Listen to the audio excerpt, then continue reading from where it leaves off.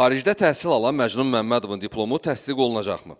Ötən il xəbər vermişdik ki, Kənd Təsərrüfatı naziri Məcnun Məmmədov Hollandiyada Wageningen Universiteti və Araşdırma İnstitutunda təhsil alır. Nazirin hazırda 4-cü kursda təhsilini davam etdirdiyi bildirilir.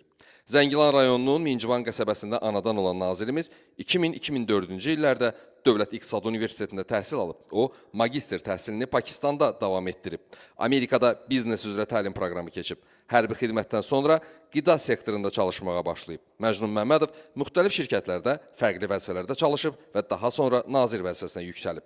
O, hələ oxuyur, amma təhsili işinə töhfə verə bilməyib. Prezident İlham Əliyevin kənd təsərrüfatı məsələlərinə həsr olunmuş müşavirəsindən də aydın oldu ki, dövlət başçımız kənd təsərrüfatı sahəsində görülən işlərdən narazıdır. Müsbət irəliləyiş yoxdur. Bir çox sahələrdə ciddi problemlər mövcuddur.